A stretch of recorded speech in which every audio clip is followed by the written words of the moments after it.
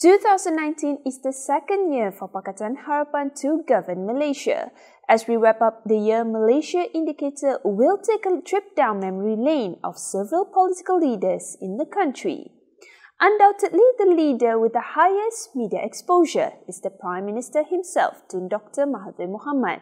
From the exposure trend, there is a huge gap between Tun Mahathir and the other political leaders. It is also noticeable that Tun Mahathir had higher number of exposure in April, appearing over 7,000 articles. Focusing on the happenings surrounding Tun Mahathir in April, the Premier had an argument with the royal family of Johor. It started with the ratification of Rome Statute. Then the Crown Prince of Johor Tunku Ismail, or popularly known as TMJ, claimed that Putrajaya did not consult the Conference of Rulers on the matter. The conflict escalated to the extent that Tun Mahathir labelled TMJ as a stupid little boy. But that was not the only drama in Johor. Its Menteri Besar Osman Sapian was then replaced by Sahruddin Jamal. It was rumoured that Osman Sapian was pressured to step down by the Johor ruler Sultan Ibrahim. Removing Mahathir from the trend, former Premier Datuk Seri Najib Razak becomes the most reported political leader. Within a year, he took stand in 3 trials pertaining to the 1MDB scandal. The court has yet to come out with a verdict on Najib, but numerous shocking information were revealed to the public by the witnesses, such as the extraordinary powers Jolo had in the Prime Minister's office. In the meantime, he was also active in campaigning for the by-elections at Cameron Highlands, Semenyih and Rantau during the beginning of the year. But as the year comes to end, Najib was claimed to be the person who ordered the killing of Mongolian translator Altan Tuya Sharibu. The claim was made through a statutory declaration by Azila Hadri, a former Special Actions Unit officer who was sentenced to death for killing Altan Tuya. In return, Najib denied the allegation, saying that it is an attempt made by Azila to escape the gallows. The former Premier took a step further by making a religious oath to show that he never met Altan Tuya and did not order her assassination. But Najib was not the only politician to end 2019 with a controversy. PKR President Datuk Seri Anwar Ibrahim and his deputy Datuk Seri Azmin Ali put their conflict out in the public during the 2019 PKR National Congress.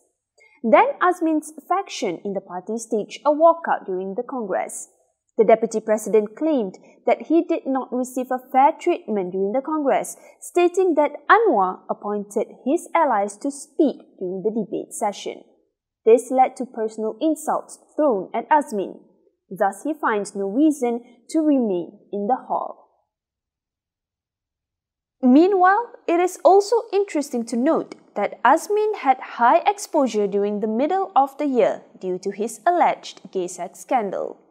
On the other hand, Anwar consistently had higher media exposure compared to Azmin, despite not being a member of the cabinet. But having high exposure does not mean that all of them are positive.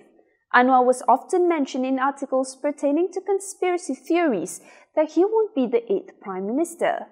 According to the top media of Anwar, alternative media like Malaysia Chronicle, Malaysia Gazette, Malaysia Today and the Malaysia Insight made it into the top 10 medium to report on the Port Dickson MP.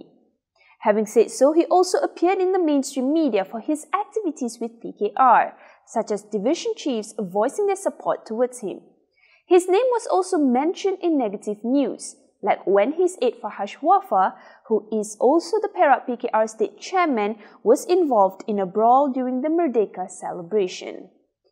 Furthermore, Anwar was caught in another sodomy allegation during the end of year. His former staff, Muhammad Yusof Router, came up with a statutory declaration describing on how he was sodomized by the PKR president.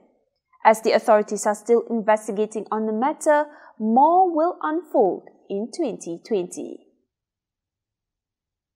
Meanwhile, Datuk Seri Ahmad Zahid Hamidi had higher exposure in July when he returned as UMNO president.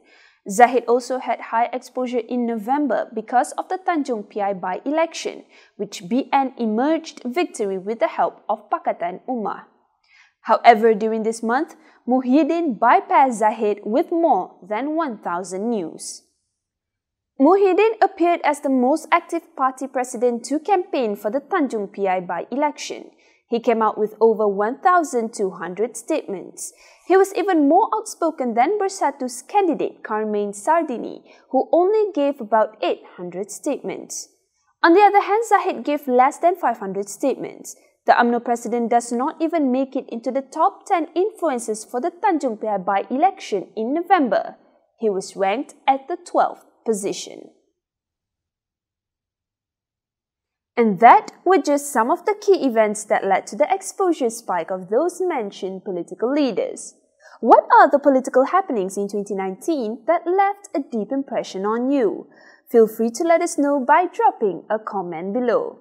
We would also like to wish all of you a Happy New Year on behalf of Malaysia Indicator. May 2020 be a great year for us all.